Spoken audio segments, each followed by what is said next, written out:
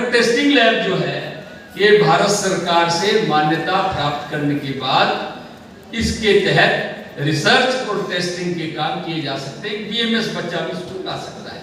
Manufacturing unit के लिए जो है ड्रग एंड कॉस्मेटिक एक्ट है 1940 रूल 1945 है, उसके तहत आप पढ़ोगे, आप जो रसशास्त्र को पढ़ोगे, रसशास्त्र में इस एक्ट के बारे में जरूर पढ़ना, तो आपको पता लग जाएगा कि अगर आप किन किन दवाइयों को बना सकते हैं और उन दवाइयों को बनाने के लिए क्या मिनिमम रिक्वायरमेंट है, जिसको जीएमपी कहते हैं, गुड मैन्युफैक्चरिंग प्रैक्टिसेस कहते हैं, उसमें हमें क्या क्या चाहिए। तो ये भी एक सिलेबस का विषय बनने जा रहा है। इसके बारे में विद्यार्थियों को पता नहीं होता कि जैसे मॉडर्न फार्मा है, ऐसी आयुर्वेदिक फार्मा इंडस्ट्री की लगभग 9000 आयुर्वेद की manufacturing units all over India है। हमें गिने चुने 8, 10, 15, 20, 25 यूनिट्स का पता होता है, लेकिन पूरे हिंदुस्तान में इतनी यूनिट्स हैं और आप भी यूनिट्स जो हैं इस्टेब्लिश कर सकते हैं। एक्ट की प्रोविजंस जो हैं रसशास्त्र के पढ़ने वाले और द्रव्यगुण के पढ़ने वाले विद्यार्थियों को पता होनी चाहिए। ऐसे ही आप सारे जितने भी विद्यार्थी हैं टाइम पे NCISM की वेबसाइट को जरूर देखो, उसमें विद्यार्थियों के लिए बहुत सारी चीजें अपलोड होती हैं। ऐसे ही आयुष मंत्रालय की वेबसाइट को आप गो थ्रू हो जाओ तो जो नए एक्ट, जैसे फूड का नया एक्ट बना, ड्रग का जो एक्ट है उसकी नया उसको बनने की प्रोविजन चल रही है।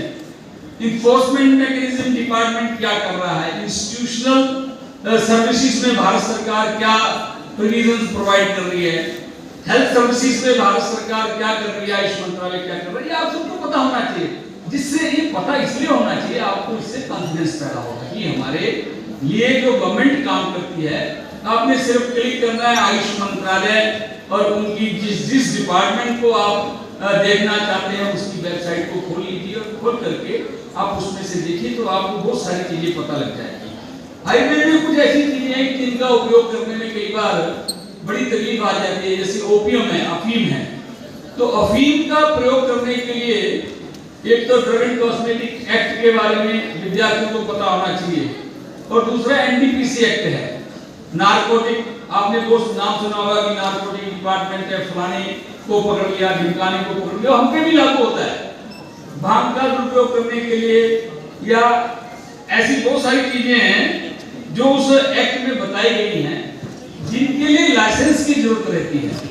तो आप अफीम, अहीफेन कहते हैं आयुर्वेद में ओपियम को, तो अहीफेन हम पढ़ तो लेते हैं, उसका प्रयोग करने के लिए कुछ दवाइयां दी गई हैं शास्त्र में, वो भी बना लेते हैं, लेकिन उनको बनाने के लिए गवर्नमेंट ऑफ इंडिया ने NDPC एक्ट 1985 जो है बनाया हुआ है। इस एक्ट के तहत हमें इसका उपयोग करना पड़ता है। अगर हम बना करके बेचते हैं तब भी लाइसेंस चाहिए, हम रखते हैं तब भी लाइसेंस चाहिए, और अगर हम इसको प्रिक्योर करते हैं उनको तब भी लाइसेंस चाहिए। लाइसेंस इन द सेंस कि उसका एक फार्म होता है, वो फार्म चाहिए हमें। तो ये वैद्यों को सारी पता होनी चाहिए। अगर नहीं बातें पता होती तो क्या होता है कि अनबेलेबल, बेल नहीं होती, ऐसी तकलीफ में आ जाते हैं। ओपियम अहीफेन की दवाइयां जो रख लेते हैं तो पकड़े जाते हैं, ड्रग इंस्पेक्टर पकड़ते हैं, तो उन पे केस बनता है और केस का भी लंबे समय तक फिर चलते हैं और बेल भी प्रोविजन नहीं है, क्योंकि हमें इसके बारे में न तो पढ़ाया जाता है न बताया जाता है। एक सबसे इंपॉर्टेंट और चीज आपसे कहना चाहूंगा, मैं जब भोपाल तक भी आप बुला लीजिए तो नहीं लंबा हो गया तो बोलते रहूंगा आप नहीं में तो रंजन लास्ट में एक बात और कहूंगा। एक एक्ट है 1954, मिसलीडिंग एक्ट इसको कहते हैं। तो आप सभी से मेरी रिक्वेस्ट है कि जब हम वैद्य बन जाएं तो किसी डिजीज को ठीक करने का क्लेम ना करें। दवाई दे दीजिए, रोगी अच्छा हो गया, आपका अपने आप प्रचार हो जाएगा। हमने वृक्क रोग अच्छे कर दिए, हमने हृदय रोग अच्छा कर दिया, हमने यकृत अच्छा कर दिया, हमने अपस्मार अच्छा कर दिया, हमने उन्माद अच्छा कर दिया। ये drug and cosmetic misleading act जो ऑब्जेक्शनेबल मेडिसिन रेमेडी एक्ट जो है 1954, इसमें 53 या 54 डिजीज बताई गई हैं कि जिनका क्लेम करने से आपको शो कॉज नोटिस जारी हो जाता है। वो शो कॉज नोटिस मेरे द्वारा भी किया जाता है, स्टेट के रजिस्ट्रार के द्वारा भी किया जाता है, सिविल सर्जन के द्वारा भी किया जाता है, और भारत सरकार में जो इन्फोर्समेंट मैकेनिज्म डिपार्टमेंट है उन्होंने एक एजेंसी जो हायर की है वो भी करती है। तो अभी से जो विद्यार्थी अपने मन को अभी से ऐसा बना लें कि हमने किसी गलत तरीके का प्रचार प्रसार जो है अपनी चिकित्सा के लिए करना नहीं है। हमसे रोगी ठीक होता है, बहुत अच्छी बात है।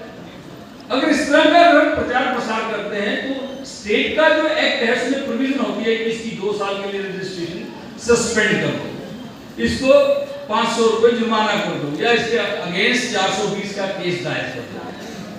तो इस तरह की प्रोविजन है। हर स्टेट में अलग अलग जो हेल्थ है ये स्टेट सब्जेक्ट है, हर स्टेट का अपना अलग एक्ट है, तो एक्ट के तहत इस तरह की प्रोविजन है।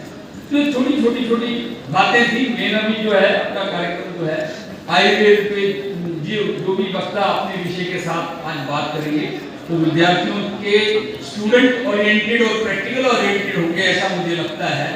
और आप जैसे बड़े ध्यान से सुनो, क्योंकि ऐसा है कि इस तरह के बड़े बड़े फंक्शन आप जितनी छोटी उम्र के विद्यार्थी सुन रहे हैं, हमें नहीं मिला ऐसा चांस। इतने बड़े ऑडिटोरियम में हमने अपने टाइम पे नहीं सुने। तो आप के काम की सारी जो चीजें हैं वो यहाँ आपको सुनने भी मिलेंगी, सीखने भी मिलेंगी, जानने भी मिलेंगी। और आप लोगों से ये मेरी रिक्वेस्ट रहेगी, कोई जेन्युइन प्रश्न हो जो आपकी इच्छा हो कि आपको बात समझ में नहीं आती हो तो आप जरूर वक्ताओं से पूछें, जिससे आपको उसका उपयोग होगा। धन्यवाद।